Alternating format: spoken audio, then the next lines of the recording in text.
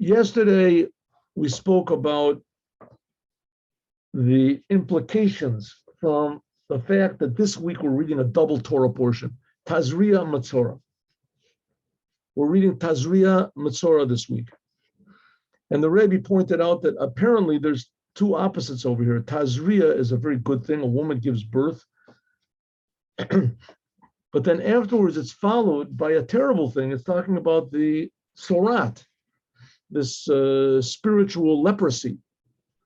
That's the first Torah portion. The second Torah portion we read, there's some years that they're separated, is Matzorah. Matzorah is talking about this terrible disease, the spiritual disease. That's the name of the Torah portion. But afterwards, it's followed by something very beautiful, how it becomes pure, how it becomes pure again, how the impurity is removed. So it's talking about impurity, purity. What's going on? It's all mixed up. It's all mixed together. So the Rebbe says, listen, what exactly is this spiritual disease, if you want to call it, called Sorat? So he said, well, it says, in the simple meaning, this is because a person speaks Lashon Hora. He says bad things about other people.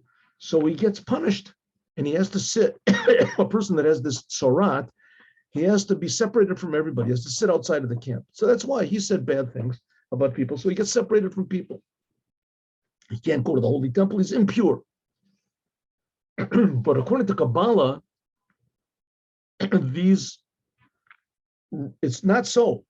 It doesn't seem to be so. This is a tremendous favor that God does to people.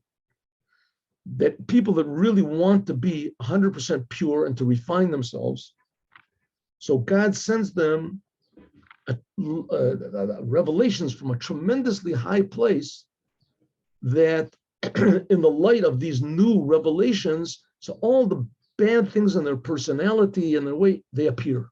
Even the most insignificant, small faults that they have, these faults appear so that they can fix them up. This is a tremendous favor. A person naturally thinks that he's okay. A person naturally thinks that I'm all right, and we see it all the time, right? I've been to the prisons.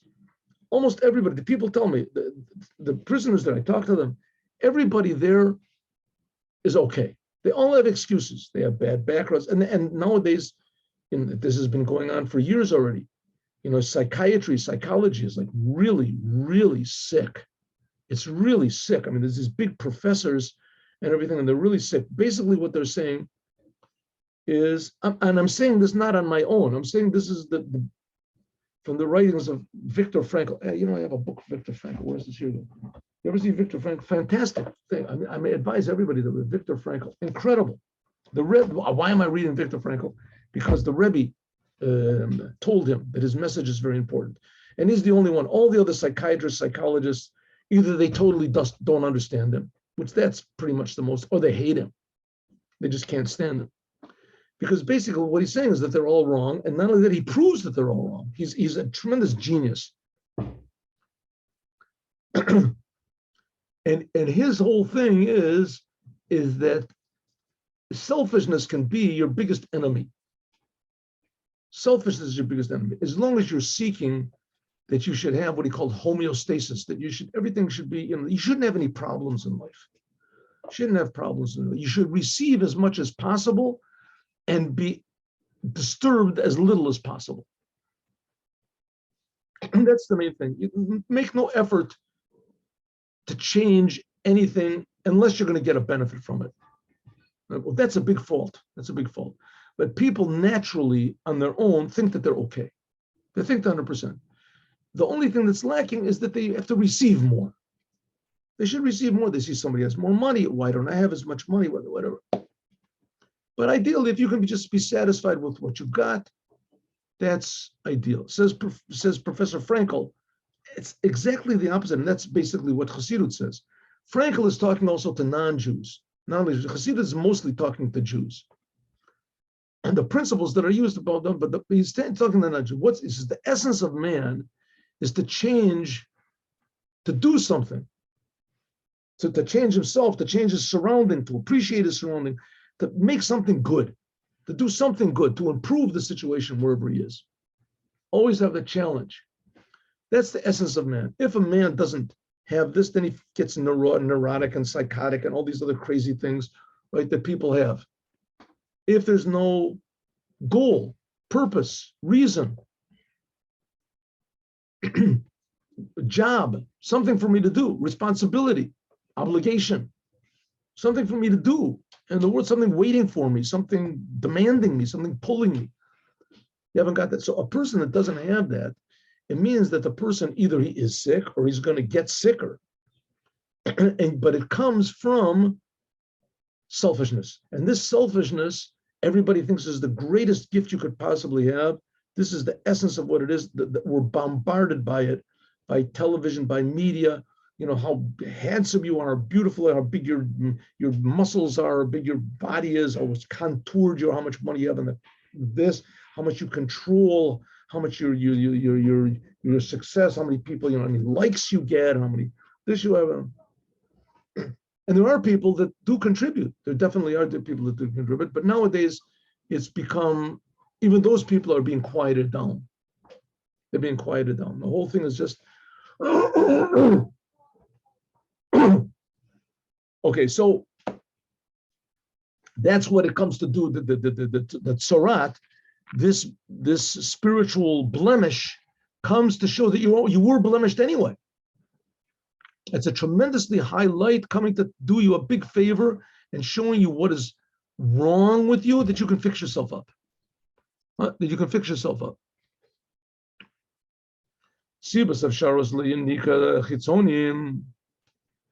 The Rebbe once told a joke about that.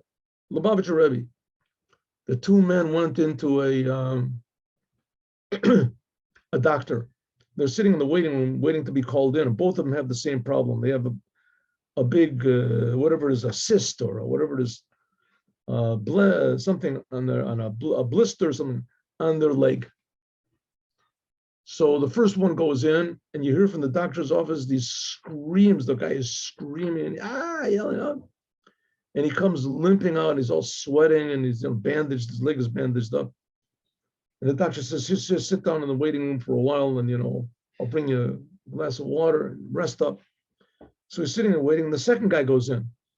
He goes in, 5 minutes later, he comes out, shakes the doctor's hand with a big smile. He's got a smile on his face, and he pays the doctor. So the one that's sitting there suffering says, hey, just 1 second. How did the doctor finish you so fast? So painlessly? I don't understand what happened. With me, it was just excruciating pain. What happened? He said, very simply, I just didn't show the doctor my sick leg. I showed him my healthy leg. I heard all the noise that you were making, so I got scared. I showed him my healthy leg. So who did the doctor do a favor to? The one that didn't have any pain? He got along well. He got along okay. He didn't have any problems in life. There was no disturbances. He got along. Or the one that the doctor did give pain for, but he cured him. So the answer is that for sure the first one. The doctor cured the person. The other one eventually is going to have to pay for his, his cowardice or his selfishness, whatever you want to call it, his temporary look at life. So it's the same thing we're talking about over here. Sometimes to show a person what's wrong with him is the biggest favor of all. So says the Rebbe. Now let's explain this. But here we're talking about a different thing. We're talking about serving God. Here we're talking about being on our story about the person with the thing on his leg. We're talking about just getting along regularly in normal life. But here we're talking about serving God. So serving God, a lot of people say, who needs it in the first place? What do I care if I have blemishes in serving God? Who wants to serve God? I want everybody to serve me. Says the Rebbe, the reason that it's possible that there can be this yenika tachitzonim, that there can be nurture for the external selfish forces, is chitzonim means external forces. It's also called klipa. Klipa. That a person will become impure and he becomes impure from these upper lights, these is because Godel Milas Oros Elyonim. Here, because of these tremendous highness of these upper lights that God shines, wants to shine to us, and does. There can't be in the vessels. Ubalashon Kabbalah is Oros de Tohu, the lights of Tohu, which are above being able to be put into the vessels of Tikkun. Shemihem, that from them, Mishtal Shlu comes after all the things which are not good. Okay, let's why is it that being healthy is so painful? Here, this guy has a blister on his leg, and the doctor wants to make him healthy. So you want to be really healthy, or you want to be fake healthy? If you want to be fake healthy, then you can get along easy. Then there's like the second guy. But if you want to be genuinely healthy, then it's going to pain. It's going to be hard. It's going to be difficult. Why? Doesn't make any sense. I want to be healthy. Why should being healthy give me pain? That doesn't make any sense. The same thing as we're saying here. We want to reveal godliness in the world. Why should it be that revealing godliness in the world gives people this tzoras, makes them this disease? Why? It says the explanation is like this. Oros Elyonim, these upper lights of godliness, in other words, feeling that there is a creator that we want to reveal in the world, but we can't reveal it in the world that it is the way that it is now. Poilim, this gives a feeling of ratzo. What's ratzo mean? That we want to run closer to God. Showing in kalos and nefesh, that our soul goes out of our body. We feel how good it is. Shekala tichla or nefesh v'stalk mina kelim, it goes out of the vessels. Miuda kelim, going out of the vessels. Shalo yiyeh bechinas ispashlos lamata, they shouldn't be revealed below at all. Ella listalik lamaila, to be enclosed in the light of God. I'm thinking about this. I'm just thinking about something else. And there was this movie. I remember when I was a child. I don't remember how old I was, but there was the movie. Anyway, it was called The Vikings. The movie, I think it was starring what was his name? Kirk Douglas and Tony Curtis. I remember this very vividly. You know, the action parts, I sort of remember. That wasn't the thing I remember is that these two guys, they were really brothers. They had the same father, different mothers, but they were really brothers. And one of them was like the big shot, and the other one was like rejected, whatever it was. Okay, but the point is that at the end, they fight a duel. They're fighting this duel. And one of them, if I'm not mistaken, was Kirk Douglas. He was supposed to be like the bad guy or whatever. You know, I don't know. Don't watch the movie just because of this.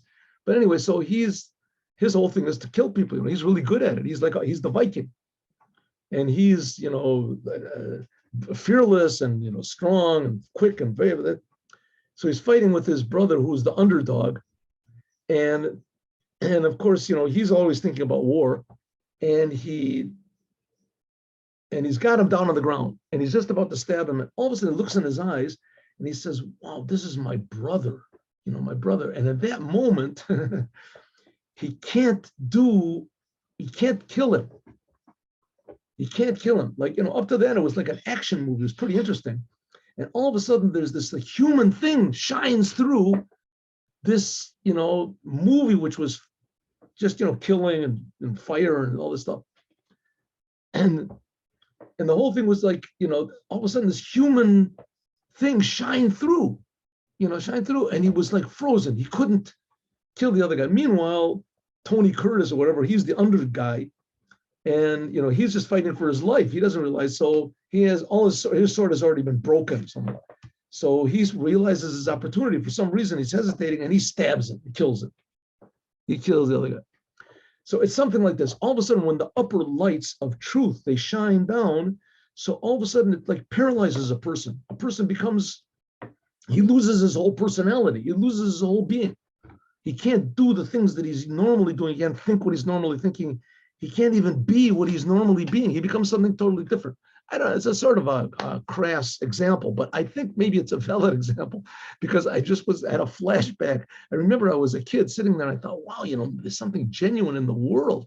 I didn't know that, I thought, to be a Viking, that's the ultimate, achievement. To be a Viking. You had all these, Vikings following you, and they got all, these hats with horns on them. There's nothing better than that. All of a sudden, they say, wow, there's something, this brotherhood. There's love. Wow, nobody ever told me about that, but here it is, and it woke something up inside of me. I thought, well, it's really true. I mean, it didn't last very long, but at least I remembered it, to this day. Same thing. When there's a light shining, something genuine of the love of God to us, that He's creating us, that's like the source of this brotherly love we're talking about. From this, there can be, from all this, because we can't accept it. So therefore, there can be all the bad things also. Like in our movie, the guy got killed because he remembered his brother, right? He just couldn't take it. It was such a high thing, it just flipped him out of his personality. And because of that, the other guy killed him, right? Okay, it's the same thing with us. When there's very high lights of godliness that are revealed, so that we can't accept it, so there can be yanika lechitzonim. In other words, a person can go crazy. He can go crazy. All of a sudden, he can start doing bad things. He starts to feel, listen, maybe I'm God. He doesn't know what to do. Because there's no way for him to put this into vessels in holiness. Azai, then, from this alone, there can come out a yanika lechitzonim. Another example of this is there's sometimes people that have a religious feeling. They want to become religious.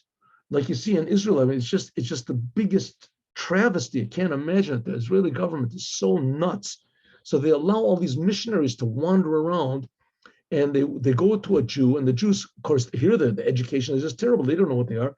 And they tell them, listen, there's God and there's spirituality, and you're a sinner. The person didn't know anything about bad or good or anything whatsoever. And they get a little bit aroused. And because they get a little bit aroused to godliness, so they fall into the hands of idolatry. These people are as idolatry.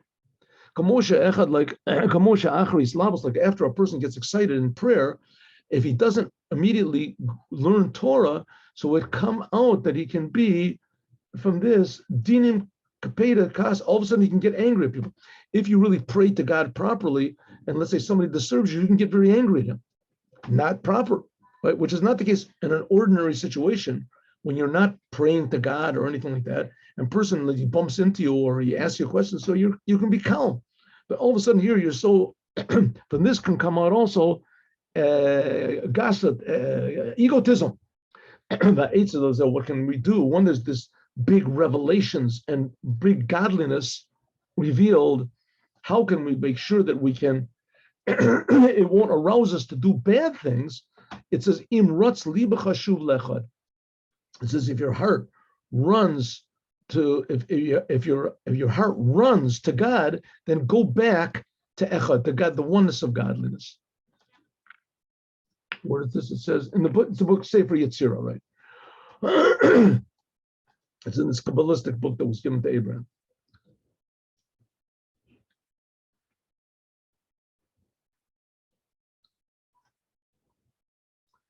You have to come back to the world. So when you're bittul, forget about yourself, just do in the world what you're supposed to do in the world. You have a purpose in the world. That's what I'm said before.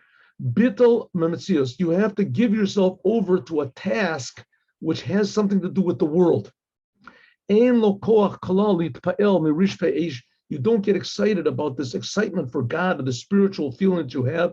A person becomes like a stone. You just do what you're supposed to do in the world, that you're not fit at all to stand in front of the king. Okay, so what happens? A person who thinks about God suddenly realizes something about God, and you can flip out, you can go crazy. Most of the religions in the world come from this. A person has a religious experience and suddenly thinks the Lord is speaking to me, and now I know the way, right? And he hears voices, and he receives whatever it is, the pillars, the tablets from heaven, anything, and he makes up his own religion because he had a religious experience.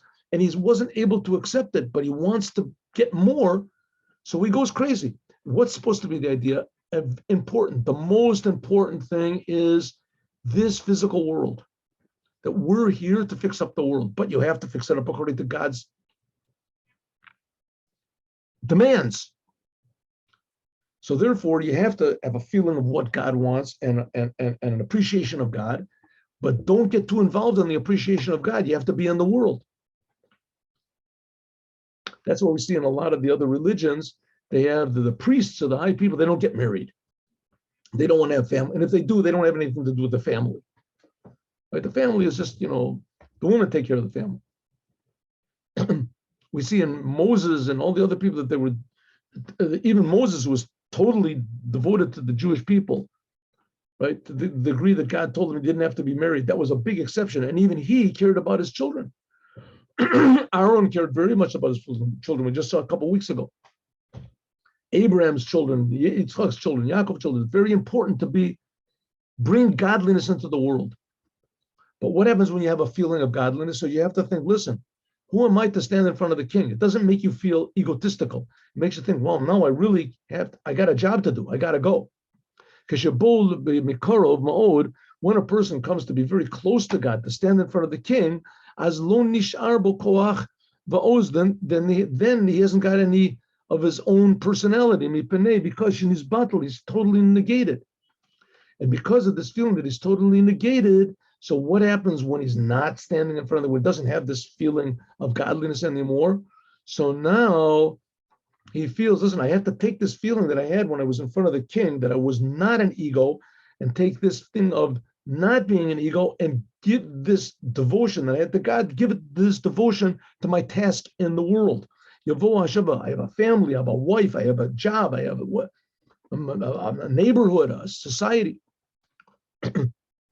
And put all of this inspiration into different vessels below in the world. But by means of this is the real intention, why God wanted there to be a world, why God wanted there to be people, why God is creating us. God wants to make this world into a beautiful dwelling for himself. Dira b'tachtonim, to make a dwelling in this physical world specifically. So it comes out. Shapulas ashuv, this return, which comes after the rotza, which comes after your elevation, is oros elyoni, that even the highest lights of godliness, which are above, can be drawn into the physical world. This also sort of answers a little bit of a question: is how could the Jewish people in the first temple worship idols? There was revealed godliness. Right? Everyone saw God. They all felt God. You went 3 times a year. Oh, someone's waiting. I'm sorry. I'm trying to fix this waiting room thing to let everybody in automatically. But until then, I have all these, I don't know if you can see it, all these icons and signs over here, and they cover over people are waiting. So I'm sorry, Devorah was waiting in the room, who knows how long, okay, never too late. Why it was in the first temple that they could worship idols? In the first temple, there was revealed God. How is it after the Torah was given at Mount Sinai that they worshiped the golden calf? How could it be? They all heard directly from God. I am God that took you out of Egypt. First commandment. Second commandment, don't worship any other gods. They heard it. How could it be? So this is the answer. When a person receives a big inspiration, a big revelation of the truth, of the source of life, of who he really is, of what godliness is, it's very easy for that inspiration to go to the wrong place. When the source of the inspiration is not there, when it's gone, so it's very easy for a person to totally misinterpret it and think, I'm great, I'm the greatest there is. That great feeling, that's because I'm great. I'm really, something special. I'm better than everybody else. I don't want anything to do with the world. I'm the boss now. I'm the leader. I'm calling the shots. It says the Rebbe, that's what happened in the first temple.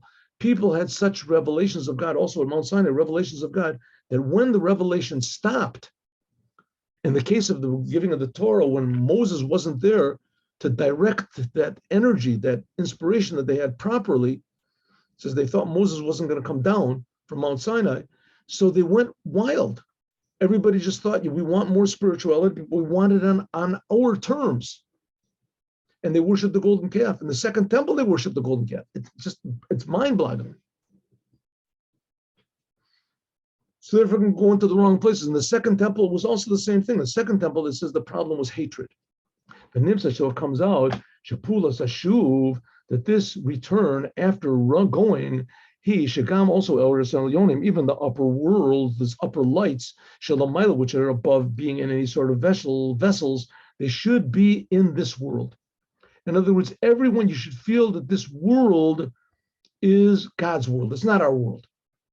It's not our world. Don't let this revelation, this inspiration that you have for feeling godliness make you into an egotist, make you into an idolater. Okay, in order, that there can be joining these two things together, namely the feeling of the essence of God and also the feeling of this world, that's called rotzi, wanting to come close to God, and also shuv, wanting to improve the world, going up and coming down, chesed and gevura, there has to be, he's galus b'chinas shalamayla, there has to be something above both of them. There has to be something above both of them. Something which is totally, totally above nature. Because after all, both of these things are somewhat connected to nature. One is how God comes into nature, and the other one is, just me.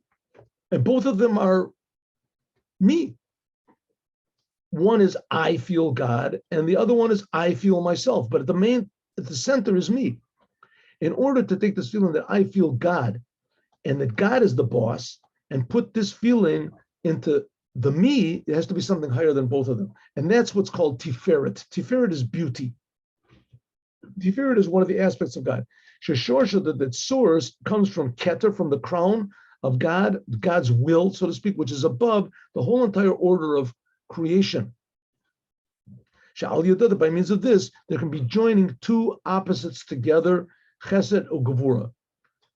Purpose, Allah, going up and coming down, running and coming back. Also, the highest lights can come down into the physical world. The example of this, of course, was Abraham. He was the example. Right? When God spoke to him and told him the highest things, to go closer to God, he was there. And when God said, do the most abhorrent things, take your son and kill him, by him it was the same thing. Right? He just wanted to make this world a better place according to God's standards, not according to his standards. Killing his son, Abraham taking his son, Yitzchak, and sacrificing was certainly not according to Abraham's standards. Abraham would have never done it on his own, never thought about it a million years. If someone would have come to Abraham and said, Abraham, I want to sacrifice my son to God, Abraham said, don't do it, God forbid. Don't even think about it. You're making a big mistake, right? And now God told Abraham to do the same thing. He said, oh, no problem. I'll do it, whatever you want. Happiness. Why? Because whatever God wanted, Abraham did with happiness in this physical world. The Zayin, that's the only idea of Taharat HaMatzorah, of purifying the Matzorah. Zotia Taharat HaMatzorah, B'yom Taharato. Taharat HaMatzorah, taking away the impurity, purifying. This is by means of learning the Torah. That's the whole idea of learning the Torah. That's what we're going to see. That's the coin. The main thing of the Torah has to be total surrender. You're not learning the Torah to make yourself great. You're not, even though it does that, but that's not why you're learning it. You're learning the Torah in order to do what God wants. Nafshi, like King David said, Nafshi ka'afar l'choltiya, my soul, we say it in the prayer every day.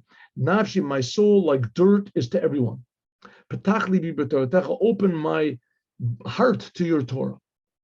That by means of surrendering yourself, like the dirt surrenders itself to us, is by means of this, everything grows from the dirt.